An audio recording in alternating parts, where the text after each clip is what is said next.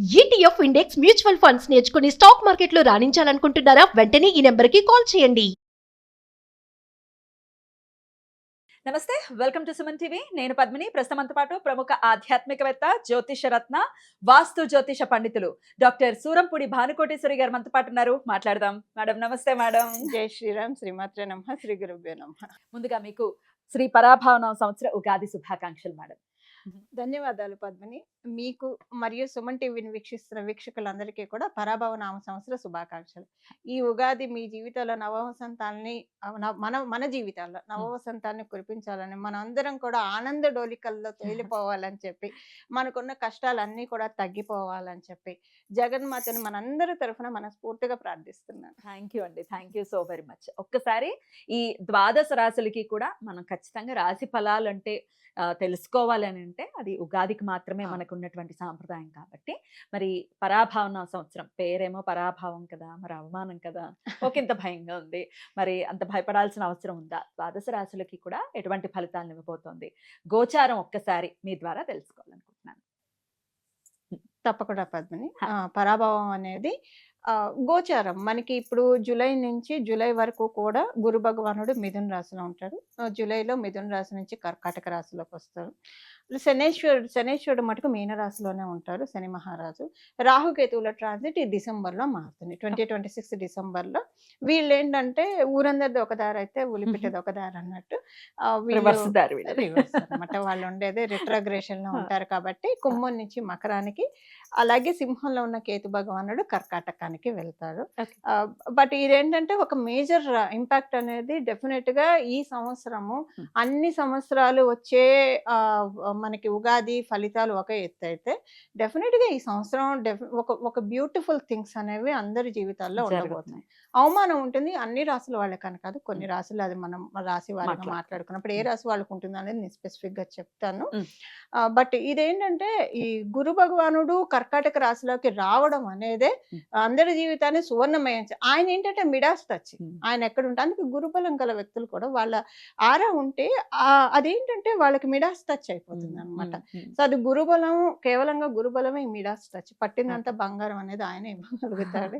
So బంగారానికి కూడా బంగారం అనే లోహానికి అధిపతి కూడా సో ఆయన కర్కాటక రాశిలో ఉచ్చ స్థానంలో ఉండడం అనేది ద్వాదశ రాశుల వాళ్ళకి, ద్వాదశ లగ్నాల వాళ్ళకి, 27 నక్షత్రాల వాళ్ళకి డెఫినెట్ గా ఒక అల్టిమేట్ టైం ప్రారంభం అవుతుంది. అద్భుతం. మరి ద్వాదశ రాశులకి కూడా పరాభావన సంవత్సరం ఎలా ఉంటుందో ఒక్కసారి మనం మొదలు పెడదాం. శ్రీ పరాభావన సంవత్సరం వృషభ రాశి వారికి ఎలా ఉండబోతోందండి?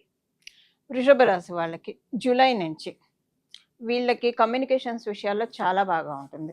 ఇప్పుడు వీళ్ళకి ఏంటంటే ఈ గడిచిన సంవత్సరంలో కావచ్చు, ఎస్పెషల్లీ ఈ 5 months నుంచి వృషభ రాశి వాళ్ళకి కొంచెము invisible insults, invisible insults and ఫైనాన్షియల్గా ఇంట్లో అస్తవ్యస్తమైన పరిస్థితులు, ఇవన్నీ కూడా అంటే ఏది ఎటు వెళ్తుందో అర్థం కాదు. పోనీ ఏం బాగోలేదంటే ఇదమిద్దంగా ఇది రీజన్ అని ఎవరికి చెప్పుకోలేరు. అలాగని పర్ఫెక్ట్గా ఉన్నారంటే గుండెల మీద చేసుకొని చెప్పలేరు. అలాగా చాలా ఇదిలో ఉన్నారు. ఎందుకంటే ద్వితీయంలో గురు భగవానుడు, మిథున రాశి ఆయనకు పూర్తిగా కంఫర్టబుల్ కాదు. మిథున రాశి ఆయనకి కేంద్రాధిపత్య దోషం ఉంటుంది కదా ఆయన రాశుల నుంచి చూసుకుంటే. సో మిథున రాశి, కన్యా రాశి ఆయన కంఫర్టబుల్ హౌసెస్ కాదు గురు భగవానుడికి. అండ్ వృషభ రాశి వాళ్ళకి గురుడు ప్రతికూలుడు కాకపోయినా పూర్తిగా అనుకూలుడు కూడా కాదు. సో అందువల్ల కొంచెం ఉంటుంది.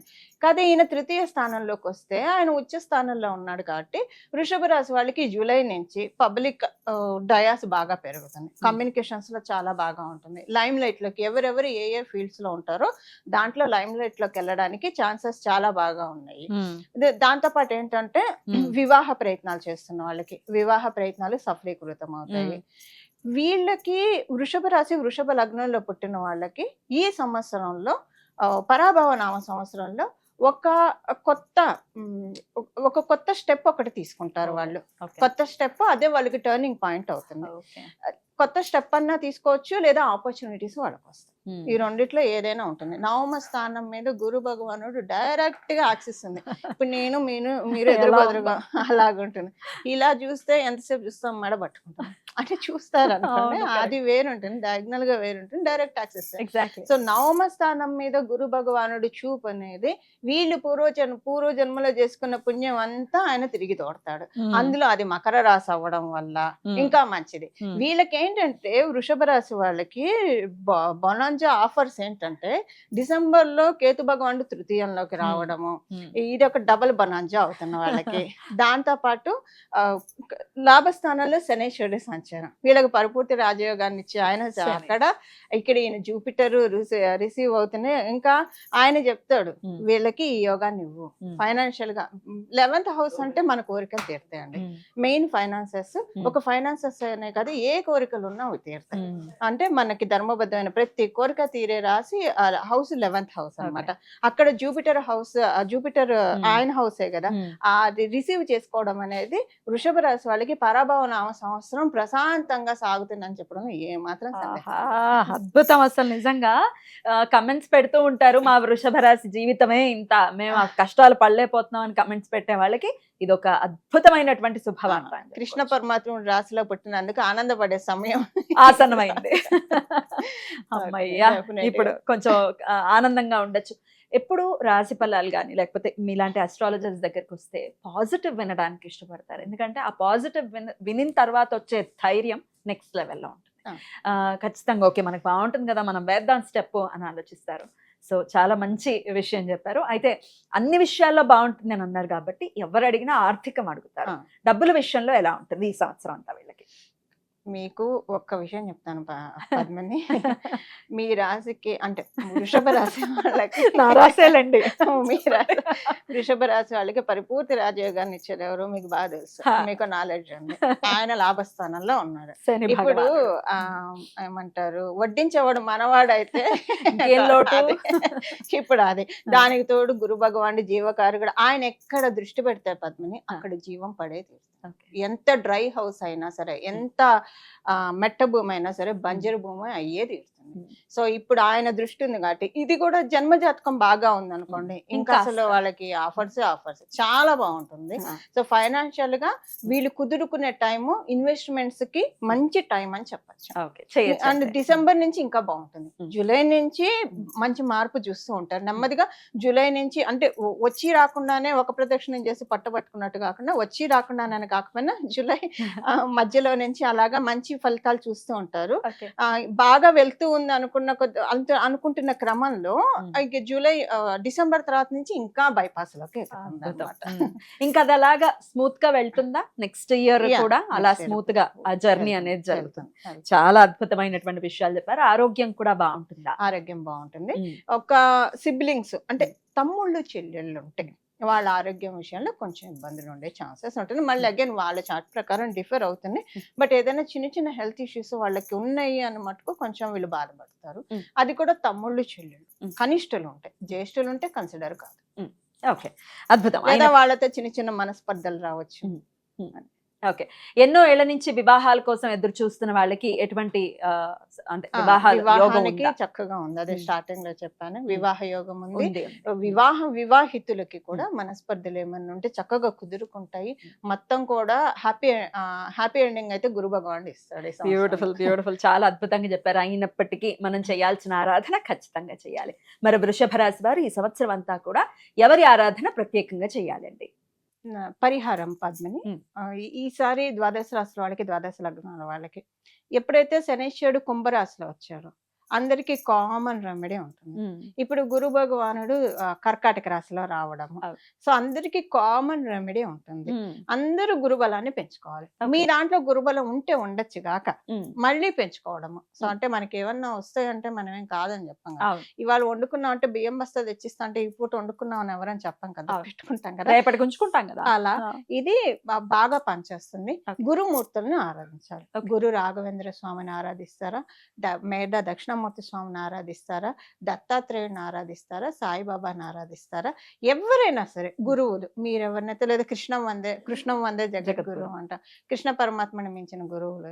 సో ఇలాగ ఆరాధిస్తూ అమ్మవారు గురుమూర్తి రూపంలో ఉంటుంది. గురుమూర్తి, గురుమాత, గోమాత, గుహజన్మభూమ అని మనకి లలిత సహస్రనామంలో ఉంటుంది. వస్తుంది కదా. సో గురుమూర్తి రూపంలో అమ్మవారు రాజశ్యామల అమ్మవారి రూపంలో, సరస్వతి అమ్మవారి రూపంలో మనకి ఉంటారు. వాళ్ళనైనా ఆరాధించవచ్చు. ఎక్కువగా ప్రతిరోజు స్నానం చేసిన వెంటనే ఇమ్మీడియట్ గా ప్రతి రాశి వాళ్ళు, ప్రతి లగ్నం వాళ్ళు, 27 నక్షత్రాల వాళ్ళు దేవుడికి ఎలానో పూజ చేసుకుంటాం. ఒక్క 5 నిమిషాలు మీ డేలో దక్షిణామూర్తి స్వామివారి వంక చూడడం అనేది ఒక ప్రాక్టీస్ గా పెట్టుకోవాలి. అలవాటు చేసుకోవాలి. మీ ఇప్పుడు జన్మ జాతకంలో గురుబలం లేని వాళ్ళకి ఇప్పుడు ఆ గోచారంలో అవకాశం ఇస్తుంది వాళ్ళు స్ట్రెంగ్ చేసుకోవడానికి. జూపిటర్ బలం అందరికీ కావాలి. జూపిటర్ బలం ఉంటే ఆయన కాపాడేది మామూలుగా ఉండదు. ఒక సపోర్ట్ అనేది దొరుకుతుంది. ఇంకా ఆయనకి ఎవరు అడ్డు కూడా చెప్పలేరు. ఎంత అడ్డు చెప్పినా ఈయన కాపాడేస్తాడు అంతే. ఎందుకంటే దేవదానాలకి యుద్ధం అయినప్పుడు ఎండ్ ఆఫ్ ద డే దానవులు ఓడిపోతారు, దేవతలు గెలుస్తారు. సో ఈ మన లైఫ్ లో ఉన్న ఈ దేవదానవ సంగ్రామం నుంచి మనము ఒక దానవులు అంటే కష్టాలు అనుకుందాం కాసేపు. కష్టాల నుంచి బయటపడి విజయాన్ని కైవసం చేసుకోవాలంటే దేవతా బలం కావాలి, గురు బలం కావాలి. సో దక్షిణామూర్తి స్వామివారి ఆరాధన ఎవరిదైనా ఆరాధన చేసుకోవాలి. వాస్తు పండితులు కూడా కాబట్టి మీరు ఒక ఇంట్లో ఖచ్చితంగా ఈ దిక్కున స్వామి పటం ఉండాలి అనేది ఏదైనా దిక్కుందా? అక్కడ మేము పెట్టుకుని ఖచ్చితంగా చూసే విధానాన్ని ఒక్కసారి చెప్తారా? చాలా మంచి ప్రశ్న తీసుకున్నారు. ఇప్పుడు ఈ ప్రశ్న చాలా ఆప్ట్. అందుకే మీరు అంటే కరెక్ట్ గా రైట్ టైంలో రైట్ ప్రశ్న అడుగుతారు. ఈ వాస్తు శాస్త్రం ప్రకారం మనం చూసుకున్నాం, మనకి వేదాల్లో అంటే పురాణాల్లో ఉన్న శాస్త్ర విషయం కూడా ఇంట్లో ఉత్తరం గోడకి దక్షిణామూర్తి స్వామివారి బొమ్మ ఉంటే మంచిది. అంటే ఉత్తరానికి ఉంటాడు, ఆయన దక్షిణానికి చూస్తూ ఉంటాడు. దక్షిణానికి చూస్తే ఇప్పుడు మనం ప్రాక్టికల్ గా మాట్లాడుకుంటే మనం జనరల్ గా లౌకికంగా ప్రాక్టికల్ అనుకుంటాం. ఆత్మపరంగా ప్రాక్టికల్ గా మాట్లాడుకుంటే మనకి మళ్ళీ లైఫ్ చక్రంలో మనం పడకూడదు కదా. మనం బోల్డ్ అన్ని లోకాలు ఉన్నాయి. తపో లోకంలోకి వెళ్ళాలో లేదా ఏదో ఒక లోకంలో వెళ్ళాలి. అలా వెళ్ళాలంటే దక్షిణం వైపు వచ్చే దానికి మనం అడ్డుగోడయ్యాలి. అది మనతో కాదు, దక్షిణామూర్తి స్వామివారే. ఎప్పుడైతే మనం ఉత్తరం వైపు చూడడం అనేది మనం ఊర్ధ్వముఖంగా వెళ్ళడం, దక్షిణం వైపు చూడడం అనేది అధోముఖంగా వెళ్ళడం. సో ఈ అధోముఖం నుంచి మనల్ని తప్పించి ఊర్ధ్వముఖంలో మనల్ని అప్లిఫ్ట్ చేసేది కేవలంగా ఒక గురు భగవానుడే కదా. దీనికి కేతు బలం కూడా తోడు కావాలి. అందుకే దక్షిణామూర్తి స్వామివారిని నేను ప్రత్యేకించి అసలు మామూలుగా ఎవరికైనా ఇంట్లో ఉత్తరం గోడకుంటే మంచిది. నేను ఎందుకు చెప్తున్నానంటే ఆయన కాళ్ళ కింద అపస్మరుడు అనే రాక్షసుడు ఉంటాడు. ఆయనే మన రాహుకేతువుగా భావించి దీన్ని తొక్కేసి, అంటే నాకు మళ్ళీ లైఫ్ సైకిల్లో వాళ్ళకి ఎక్కువగా లైఫ్ సైకిల్లోకి తెచ్చేది, ఆ లైఫ్ సైకిల్లోకి రాకుండా నన్ను కాపాడు, ఈ జీవుని కాపాడు. ఎప్పుడైతే మనం జీవుడు అని అనుకుంటూ ఉంటామో ఇలానే ఉండిపోతాం. కానీ ఈ జీవాత్మ పరమాత్మే జీవాత్మ. అందుకే మనకు ఉపనిషత్తుల్లో చెప్తారు కదా, శ్వేతకేతు తత్వమసి అనే ఒక కథ ఉంది, అది చెప్తారు. సో అంటే తత్వం మనం తెలుసుకోవాలి. అది మనకిచ్చేది కేవలంగా దక్షిణామూర్తి స్వామివారు. అద్భుతం. లేదా ఏ గురు రూపమైనా పెట్టుకోవచ్చు. ఉత్తర గోడకి మాత్రం ఖచ్చితంగా దక్షిణామూర్తి పటాన్ని పెట్టుకుని ఆయన్ని అసలు ఎంత సుందరంగా ఉంటారో, అంటే ఎంత ప్రశాంత చిత్తులై ఉంటారో చిన్ముద్రతోటి. ఖచ్చితంగా అలా మనం పెట్టుకుంటే మన ఇంటికి ఎవరైనా వచ్చినా పద్మిని, మీ ఇంటికి వస్తే దేవాలయానికి వచ్చినట్టు ఖచ్చితంగా చెప్పే తీరుతారు పద్మిని, అందులో డౌటే లేదు. అద్భుతం. హాయిగా ఉంది మీ ఇంటికి వస్తే, ఒక దేవాలయం లాగా ఉంది, ప్రశాంతంగా ఉంది. అంటే మన చోటి ఉండాలి అని అనుకుంటారు. ఇది ఏంటంటే స్వామివారి గొప్పతనం. మనం ఆయన వంక చూసినా చూడకపోయినా ఆయన రేస్ మనకి పడుతూ ఉంటాయి, చూసారు. అది మనకి అసలు అలా చూసుకుంటే, ఆత్మతత్వంగా చూసుకుంటే మన మనసులో మొత్తం ఇక్కడంతా కూడా నా చుట్టూ దక్షిణామూర్తి స్వామివారు ఉన్నారని మనం భావించుకుంటే మన ఒక బ్యూటిఫుల్ ఆరాలో ఉన్నట్లు. ఖచ్చితంగా చాలా అద్భుతంగా మాకు తెలియజేశారు. ద్వాదశ రాశుల వాళ్ళకి కూడా ఈ పరాభావన సంవత్సరం ఎలా ఉండబోతోంది అనేది సవివరంగా తెలియజేశారు. చెప్పినటువంటి పాయింట్స్ అన్నిటినీ కూడా వారి రాశి రీత్యా ఖచ్చితంగా దృష్టిలో పెట్టుకుని చాలా మటుకు మంచి యోగవంతమైనటువంటి సంవత్సరంగానే ఉండబోతోంది అనేది నాకు అర్థమైనటువంటి విషయం. అది గురు భగవానుడి చేత. సో అందరం కూడా సంతోషంగా ఉండాలి ఈ సంవత్సరం అంతా అని మనస్ఫూర్తిగా కోరుకుంటూ చాలా చక్కటి వివరణ అందించారండి. కృతజ్ఞతలు. నమస్కారం అండి. మంగళం. నమో భగవతే వాసుదేవాయ.